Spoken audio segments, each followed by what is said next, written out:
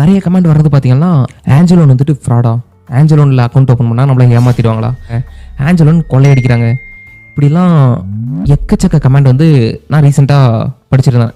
நம்ம சேனலில் வீடியோவில் போடுங்க அப்படின்லாம் சொல்லிட்டு நிறைய கமெண்ட். மோஸ்ட்லி அவங்க சொல்கிறது பார்த்தீங்கன்னா கொஞ்சம் நல்ல விஷயமா தான் இருக்குது. அதாவது வேறு யாரும் போயிட்டு ஆஞ்சலோனில் ஏமாந்துடக்கூடாது அப்படின்ற விஷயத்துக்காக சொல்கிறாங்க. இந்த வீடியோ முழுசாக பார்த்துட்டு எந்த ஒரு டிசிஷன் எடுங்க, பாதிலேயே டிசிஷன் எடுத்தீங்கன்னா கண்டிப்பாக தப்பாயிடும். ரீசெண்டாக ஒரு வீடியோ போட்டிருப்பேன். நம்ம சப்ஸ்கிரைபர்ஸ் பார்த்தீங்கன்னா ஒரு கமெண்ட் போட்டிருந்தாரு அப்படின்னு சொல்லிட்டு, அதில் பார்த்தீங்கன்னா அவர் வந்து ஒரு ஷேரை செல் பண்ணுவார், அவருக்கான ஃபுல் அமௌண்ட்டும் பார்த்தீங்கன்னா கிரெடிட் ஆயிருக்காது. அதனால வந்துட்டு அவர் கமெண்ட் பண்ணியிருப்பார், ப்ரோ இந்த மாதிரி வந்துட்டு என்னோட ஃபுல் அமௌண்ட் வந்து கிரெடிட் ஆகலை, என்னோட டிமேட் அக்கௌண்ட்டில் ஷோ ஆகலை அப்படின்னு சொல்லி போட்டிருப்பாரு.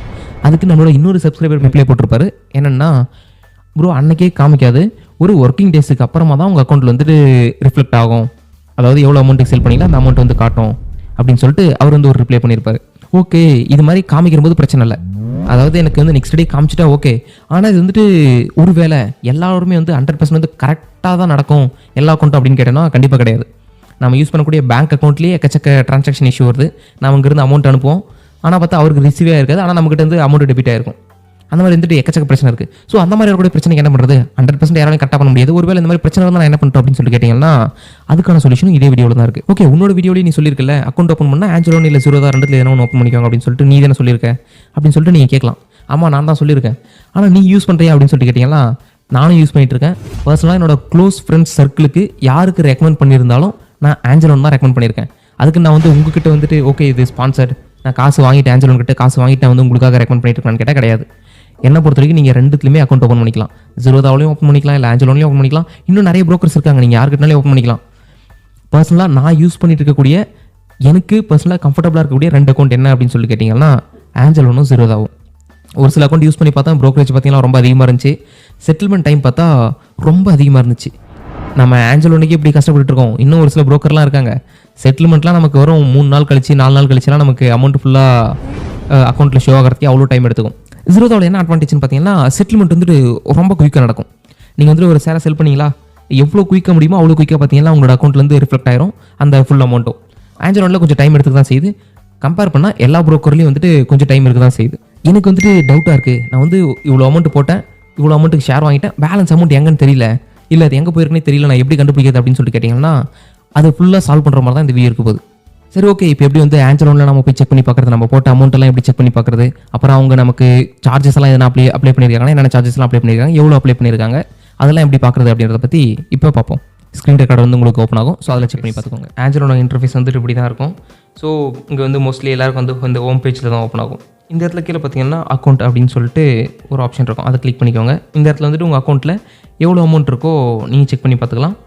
இந்த இடத்துல தான் எல்லாருக்கும் பிரச்சனை, நான் ஒரு ஷேரை செல் பண்ணிவிடுவேன், செல் பண்ணி முடிச்சதுக்கப்புறம் என் அக்கௌண்ட்டுக்கு வந்துட்டு காசு வரல, அந்த ஃபுல் அமௌண்ட் வந்து எனக்கு இங்கே காமிக்கல அப்படின்னு சொல்லிட்டு நிறைய பிரச்சனை இருக்கும். அதெல்லாம் வந்துட்டு எப்படி பார்க்குறது அப்படின்னு சொல்லிட்டு பார்ப்போம். ஃபஸ்ட் வந்து ட்ரேட் அண்ட் சார்ஜஸ், இந்த இடத்த கிளிக் பண்ணி பார்த்தீங்கன்னா உங்களுக்கு எவ்வளோ சார்ஜஸ் வந்து அப்ளை ஆகிருக்கு இது வரைக்கும் அப்படின்னு சொல்லிட்டு செக் பண்ணி பார்த்துக்கலாம். ஸோ லாஸ்ட்டு 6 months கொடுத்தோன்னா இது வந்து ஒரு சின்ன அக்கௌண்ட், நான் வந்து டெமோக்காக மோஸ்ட்லி நம்ம வீடியோ ஷூட் பண்ணுறதுக்காக வச்சுருப்பேன். ஆனால் இதுலேயே வந்து ஒரு சில ஷேரெல்லாம் வாங்கி வச்சுருக்கேன். இதில் பார்த்திங்கன்னா நமக்கு தெரியும் ஓகே எவ்வளோ சார்ஜஸ் வந்து அப்ளை பண்ணியிருக்காங்க நம்ம ஷேரை வாங்கினதுக்கு அப்படின்னு சொல்லிட்டு நமக்கு இங்கே ஷோ பண்ணிகிட்ருப்பாங்க. நீங்கள் போய்ட்டு கிளிக் பண்ணி இண்டிவிஜுவலாக பார்த்துக்கலாம். இங்கே பார்த்தீங்கன்னா ஒரு 2-3 ஐடிசி வாங்கியிருக்கேன்னு நினைக்கிறேன், ஐடிசி தான். அதுக்கு வந்துட்டு எவ்வளோ சார்ஜ் வந்து அப்ளை ஆகிருக்கு, ஸோ டேக்ஸஸ் வந்து என்னென்ன டேக்ஸ் எல்லாம் இருக்குது அப்படின்னு சொல்லிட்டு எல்லாமே நீங்கள் பார்த்துக்கலாம். இது வந்து சார்ஜஸ் பார்க்குற இடம். மோஸ்ட்லி பார்த்திங்கன்னா ப்ராஃபிட் அண்ட் லாஸ், இதை பற்றி நம்ம பேச போகிறதில்ல. ப்ராஃபிட் எவ்வளோ இருக்குது, லாஸ் எவ்வளோ இருக்குது அப்படின்னு சொல்லிட்டு பார்க்குறது தான். நீங்கள் அந்த மந்த் வைஸாக இல்லை லாஸ்ட்டு குவார்ட்டர் மட்டும் எவ்வளோ பண்ணியிருக்கேன் அந்த மாதிரி பார்க்குறதுக்காக. மோஸ்ட்லி நீங்கள் பார்க்க வேண்டிய இடம் பார்த்தீங்கன்னா ஃபண்ட் ட்ரான்ஸ்ஃபர். ஓகே, இந்த இடத்துல பார்த்தீங்கன்னா நீங்கள் எவ்வளோ அமௌண்ட் வந்து இதில் போட்டிருக்கீங்க, எவ்வளோ அமௌண்ட் வந்து வித்ட்ரா பண்ணியிருக்கீங்க அப்படின்னு சொல்லிட்டு காட்டும். ஸோ இதை ஆட் பண்ணதுக்கானது. இந்த இடம் பார்த்தீங்கன்னா வித்ட்ரா பண்ணதுக்கானது. ஃபைன். இதுக்கப்புறம் நீங்கள் பார்க்கக்கூடிய ரொம்ப ரொம்ப இம்பார்ட்டண்டான இடம், உங்களுக்கு எதுனா சார்ஜஸ் அப்ளை ஆயிருக்கு, இல்லை ஆனுவல் மெயின்டெனன்ஸ் சார்ஜ் வந்து கலெக்ட் பண்ணியிருக்காங்க, இல்லை டிபி சார்ஜ்னு ஒரு சார்ஜ் எடுத்திருக்காங்க, அந்த மாதிரி என் அக்கௌண்ட்லேருந்து காசு காணும் அப்படின்னு ஃபீல் பண்ணிங்கன்னா டேரெக்டாக வந்துடுங்க. செட்டில்மெண்ட் லெட்ஜர் வந்துட்டு இந்த இடத்த கிளிக் பண்ணிக்கோங்க. கிளிக் பண்ணிவிட்டு நீங்கள் செலக்ட் பண்ணுறது தான். ஓகே, எந்த இயருக்கு வந்துட்டு பார்க்கணும், அந்த எந்த டைம் பீரியடுக்குள்ளே உங்களுக்கு வந்து பிரச்சனை வந்துச்சோ அதை செலக்ட் பண்ணிவிட்டு நீங்கள் பார்த்தீங்கன்னா நிறைய விஷயம் வந்து மென்ஷன் பண்ணியிருப்பாங்க. இதில் மோஸ்ட்லி நம்ம ஒரு சில விஷயத்தை பற்றி கொஞ்சம் டீட்டெயிலாக பார்த்துருவோம். ஓகே, ஃபண்டு வந்து ஆட் பண்ணது எவ்வளோ அப்படின்னு சொல்லி பார்த்தீங்கன்னா ஒரு 1000 ரூபா ஆட் பண்ணியிருக்கேன், ஏன்னா டேட்டில் அப்படின்னு சொல்லி பாருங்கள். ட்ரேட் வந்துட்டு எவ்வளோக்கு எக்ஸிக்யூட் பண்ணியிருக்கேன் அப்படின்னு சொல்லி பார்த்தோன்னா 1000 ரூபாய்க்கும் போட்டாச்சு. 1000 ரூபா காசு போட்டால் 1000 ரூபாய்க்கு ட்ரேட் பண்ணியிருக்கேன் அப்படின்னு சொல்லி போட்டிருக்காங்க. அப்புறம் இங்கே க்ளோசிங் பேலன்ஸ்ன்றது பார்த்தீங்கன்னா அக்கௌண்ட்டோட க்ளோசிங் பேலன்ஸ். இந்த இடத்துல இருக்குது பாருங்கள். ஸோ இது பார்த்தீங்கன்னா க்ளோசிங் பேலன்ஸ். அதுக்கு மேலே பார்த்தீங்கன்னா ஆனுவல் மெயின்டெனன்ஸ் சார்ஜ் ஒரு 23 ரூபா சார்ஜ் பண்ணியிருக்காங்க. இப்போ க்ளோசிங் பேலன்ஸ் பார்த்தீங்கன்னா இது கூட வந்து இந்த மைனஸ் 23 ரூபாயும் ஆட் ஆயிருக்கு. அது பார்த்தீங்கன்னா 24.26 அப்படின்னு சொல்லிட்டு காமிச்சிருக்கு. அதுக்கப்புறம் பார்த்தீங்கன்னா ஒரு 210 ரூபா கிட்ட பார்த்தீங்கன்னா அமௌண்ட் வந்து வந்திருக்கு. ஸோ மோஸ்ட்லி நான் ஏதாவது ஷேரை வந்து செல் பண்ணியிருப்பேன். செல் பண்ண அமௌண்ட் வந்து கிரெடிட் ஆகும்போது எனக்கு இந்த மைனஸில் இருக்க அமௌண்ட்டை பிடிச்சிப்பாங்க. ஏன்னா வந்துட்டு ஆனுவல் மெயின்டெனன்ஸ் சார்ஜ் வந்து சார்ஜ் பண்ணியிருக்காங்க. அந்த சார்ஜ் வந்து நான் எப்படியும் பே பண்ணி தானே ஆகணும். அப்போ வந்து என்னோட அமௌண்ட் வந்து எடுத்துப்பாங்க. ஸோ அதுக்கடுத்து பார்த்தீங்கன்னா டிபி சார்ஜ் அப்படின்னு சொல்லிட்டு சார்ஜ் பண்ணியிருக்காங்க. அது ஒரு 23 ரூபா. ஸோ 86 ரூபா இருந்தது. அதில் பார்த்தீங்கன்னா 23 ரூபா சார்ஜ் பண்ணதும் ஒரு 23 ரூபா அதுக்கு அடுத்து வந்து இன்னும் கொஞ்சம் ஆட் பண்ணியிருக்காங்க. மொத்தமாக இது எல்லாத்தையும் ஆட் பண்ணி இந்த க்ளோசிங் பேலன்ஸ்லாம் மைனஸ் பண்ணியிருக்காங்க. ஸோ அதுக்கப்புறம் திரும்ப நான் ஃபண்ட் ஆட் பண்ணியிருக்கேன். ஒரு 2500 ஆட் பண்ணியிருக்கேன். எவ்வளோ அமௌண்ட் வந்து உங்கள்கிட்ட இருந்து பிடிச்சிருக்கேன், எவ்வளோ அமௌண்ட்டு நீங்கள் வித்ட்ரா பண்ணியிருக்கீங்க, எவ்வளோ அமௌண்ட்டு கொண்டு வந்தீங்க, அதுக்கான மொத்த டீட்டெயிலுமே பார்த்தீங்கன்னா அங்கே தெரிஞ்சிடும். ஸோ இங்கே வந்துட்டு உங்களுக்கு ஒவ்வொன்றுமே தனித்தனியாக இருக்கும். ஃபண்டு அப்படின்னு சொல்லிட்டு அதெல்லாம் நீங்கள் ஃபண்ட் ஆட் பண்ணது, வித்ட்ரா பண்ணது அதெல்லாம் இருக்கும்.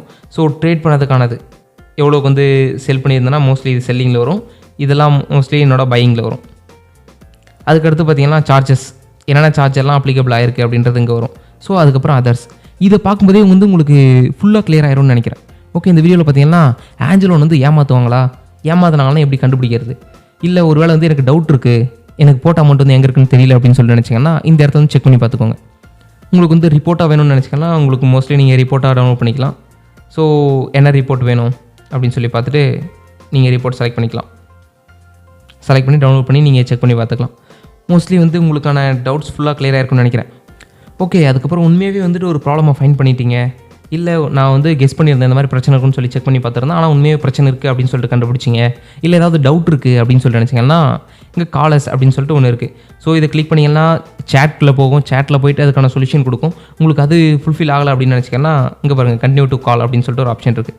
அதை கிளிக் பண்ணி நீங்கள் கால் பண்ணி டேரெக்டாக உங்களுக்கான ப்ராப்ளமுக்கான சொல்யூஷனை நீங்கள் எடுத்துக்கலாம். ஸோ இல்லை நான் இமெயில் மூலிமா கேஸ் ரைஸ் பண்ணணும் அப்படின்னு நினைக்கிறீங்கன்னா ஸோ இதை கிளிக் பண்ணிக்கலாம். பக்கத்தில் இருக்க ஆப்ஷனை கிளிக் பண்ணிவிட்டு ஸோ கால் பண்ணுறதுக்கான நம்பரும் இருக்குது. இல்லை இமெயில் மூலிமா தான் காண்டாக்ட் பண்ணணும் அப்படின்னு நினச்சிங்கன்னா ஸோ இமெயிலை கிளிக் பண்ணி நீங்கள் இமெயில் மூலிமா கேஸ் ரைஸ் பண்ணிக்கலாம். ஸோ ரைஸ் பண்ண கேஸை எங்கே போய் பார்க்குறது அப்படின்னு பார்த்தீங்கன்னா யுவர் டிக்கெட்ஸ். இந்த இடத்துல வந்துட்டு நீங்கள் ரைஸ் பண்ண டிக்கெட் இருக்கும். இந்த இடத்துல வந்துட்டு ஓப்பன் டிக்கெட்டில் போனீங்கன்னா நீங்கள் ரைஸ் பண்ணியிருந்தீங்கன்னா ரைஸ் பண்ணது இருக்கும். இல்லை நான் இது வரைக்கும் ரைஸ் பண்ணல, இப்போ தான் ரைஸ் பண்ண போகிறேன் அப்படின்னு நினச்சிங்கன்னா அங்கே டேரெக்டாகவும் நீங்கள் டிக்கெட் ரைஸ் பண்ணிக்கலாம். கிரியேட் டிக்கெட் அப்படின்னு சொல்லிட்டு உங்களுக்கு வந்து என்ன ப்ராப்ளம் இருக்குது, இதில் எது ரிலேட்டடாக உங்களுக்கு problem, brokerage and charges click பண்ணிக்கோங்க. சப் கேட்டகரி என்ன, ஸோ எனக்கு ஸ்டாம்ப் டியூட்டி பற்றி தெரிஞ்சுக்கணும், இல்லை அக்கௌண்ட்டோட மெயின்டெனன்ஸ் சார்ஜ் நீங்கள் வந்துட்டு நிறைய எடுத்துட்டீங்க அப்படின்னு சொல்லிட்டு நினைக்கிறீங்களா, அதையும் போட்டுக்கலாம். சப்ஜெக்ட் லைன் கொடுத்துட்டு ஸோ டிஸ்கிரிப்ஷன் இந்த மாதிரி வந்து என் அக்கௌண்ட்லேருந்து இவ்வளோ மெயின்டெனன்ஸ் சார்ஜ் வந்து நீங்கள் எக்ஸ்ட்ரா வாங்கிட்டீங்க அப்படின்னு சொல்லி போட்டுட்டு அதுக்கான ப்ராப்ளமுக்கான சொல்யூஷனை நீங்கள் அவங்ககிட்ட வந்து கேட்டுக்கலாம். ஸோ என்ன பிரச்சனை, இல்லை ஆஞ்சலோனில் ரிலேட்டடாக உங்களுக்கு என்ன பிரச்சனைனாலே ஆஞ்சலோனோட கஸ்டமர் கேர் சப்போர்ட் டீமை நீங்கள் காண்டாக்ட் பண்ணி எப்போவுமே பேசி அந்த ப்ராப்ளமுக்கான சொல்யூஷனை எடுத்துக்கலாம். ஸோ இப்போ உங்களுக்கு புரிஞ்சிருக்கும்னு நினைக்கிறேன். என்னென்ன ஆப்ஷன் வந்துட்டு இருக்குதுன்னு பார்த்துக்கோங்க. ஸோ அவங்கள காண்டாக்ட் பண்ணுறதுக்கு டோட்டலாக உங்களுக்கு இருக்கக்கூடிய ப்ராப்ளம் சால்வ் பண்ணுறதுக்கு 4 ஆப்ஷன் இருக்குது. ஒன்று பார்த்தீங்கன்னா ஃப்ரீக்வெண்ட்லி ஆஸ்க் கொஷின்ஸ். நிறைய கஸ்டமர்ஸுக்கு, அதாவது ஆஞ்சலோனோட கஸ்டமர்ஸுக்கு வந்து இருக்கக்கூடிய டவுட்ஸ் அது கேட்டிருப்பாங்க. அதுக்கான ஆன்சர் வந்து இங்கே இருக்கும். ஸோ FAQ நீங்கள் கிளிக் பண்ணி செக் பண்ணி பார்த்துக்கலாம். இல்லை கால் பண்ணிக்கலாம், இல்லை டிக்கெட் க்ரியேட் பண்ணிக்கலாம், இல்லை மெயில் மூலிமா பண்ணணும் அப்படின்னு நினச்சிக்கலாம் மெயில் மூலிமா கேஸ் ரைஸ் பண்ணிக்கலாம். ஸோ உங்களுக்கு என்ன டவுட் இருக்கோ அந்த டவுட்டை போய் கிளாரிஃபை பண்ணிக்கலாம். எப்படிலாம் சால்வ் பண்ணலாம் அப்படின்னு சொல்லிட்டு ஒரு ஐடியா கிடச்சிருக்கும்னு நினைக்கிறேன். இந்த வீடியோ பிடிச்சிருக்கு அப்படின்னா லைக் பண்ணிக்கோங்க. இந்த வீடியோ யாருக்கு யூஸ்ஃபுல்லாக இருக்கும்னு நினைக்கலாம் உங்களுக்கு ஷேர் பண்ணுங்கள். இது வரைக்கும் நீங்கள் நம்ம சேனலை சப்ஸ்கிரைப் பண்ணாமல் இருக்கீங்கன்னா மறக்காமல் சப்ஸ்கிரைப் பண்ணிக்கோங்க. தேங்க்யூ ஃபார் வாட்சிங்.